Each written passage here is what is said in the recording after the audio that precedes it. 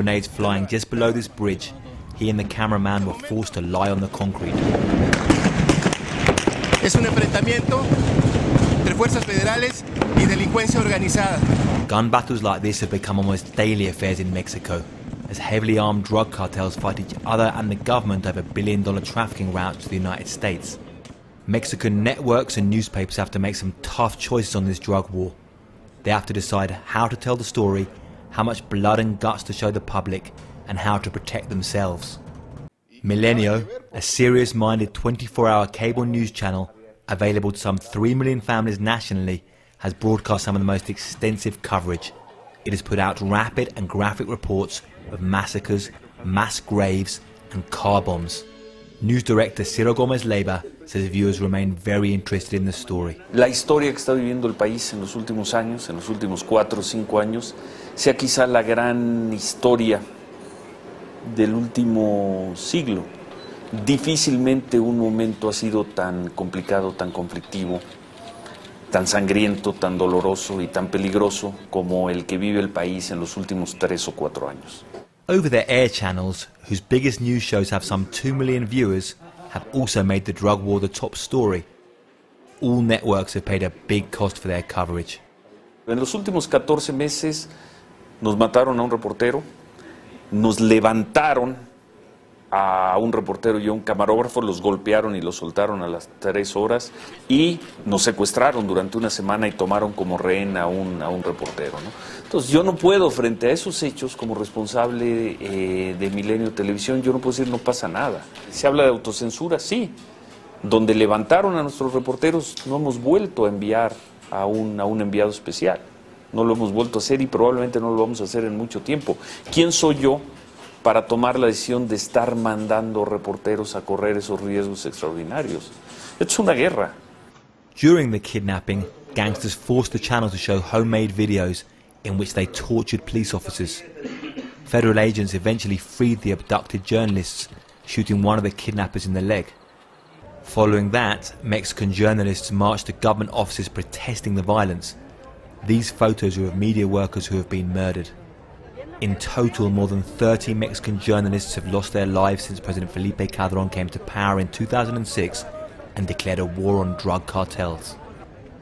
Such violence has made many journalists shy away from investigative reports, and in some towns newspapers even failed to cover certain shootouts and massacres out of fear. However, most newspapers across Mexico still make the drug war the top story. Many also publish in their pages so-called execution meters, counting the number of people killed in drug-related violence. Mexico has a total of 340 newspapers, which together are read by about 10% of the population. On a recent visit to one of Mexico City's oldest and most upscale newspapers, Excelsior, which sells about 100,000 copies, editors were planning the next day's front page. They were leading with the kidnapping and murder of a city mayor. Nosotros tratamos de que no sea solamente el retrato de los hechos de violencia. Tratamos de dar el contexto y tratamos de dar también las consecuencias que está teniendo en la población la violencia. Beltran says the paper is careful about its coverage of the most gruesome acts, such as the severing of human heads. It runs stories that address the violence, but don't try to sensationalize it as some of the other newspapers might. Nos tomó tiempo darnos cuenta que el crimen organizado utilizaba las ejecuciones y las decapitaciones y otros hechos de brutalidad para enviar mensajes a la autoridad y a otros grupos del crimen organizado y a veces también a la sociedad. Nos tomó tiempo, no estábamos todavía completamente conscientes de que fotografiar estas escenas, escribir sobre ellas, nos podía hacer caer en el juego que el crimen organizado estaba atendiéndonos. President Felipe Calderón recently met with directors of Mexico's big media outlets to urge networks not to give voice to criminals and to support his government crackdown. La amenaza a la sociedad son los criminales, no es el gobierno, por lo menos no en este caso. Creo que un primer paso es no perder las referencias de quienes son no solo los malos, sino los sanguinarios de la película, y ellos son los criminales. Calderón urged the media not to run any videos or written messages by drug gangs. Analyst Jorge Chabat, a professor of international studies who's authored several books on Mexican security issues, says the media coverage has been a mixed bag. There are some newspapers or TV or radio stations that have been very responsible. However, there are others that I think that have exaggerated a little bit. They have put the image of beheaded corpses on the front pages and all this kind of graphic violence, which basically does not help too much to explain what is going on, and obviously is going to just to satisfy the morbid curiosity of people.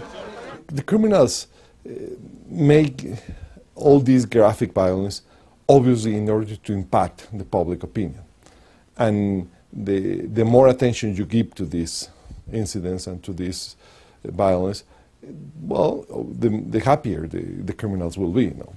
And in some sense, some media are playing the role of supporting the criminals. They are playing the same game. You know. Back at Milenio TV, director Gomez Leiva says he would love to have newscasts with no reports of bloodshed, but has to keep reporting the conflict that rages on daily. Yo lo tengo que presentar. Son las grandes historias. El país está viviendo hoy una narrativa relacionada con la violencia. No entiendo cuando me dicen es que son los medios. No, nosotros no trajimos esa violencia, ni nosotros nos la vamos a llevar, ¿eh? Until there is peace on the streets, these journalists say, the Mexican drug war will be televised.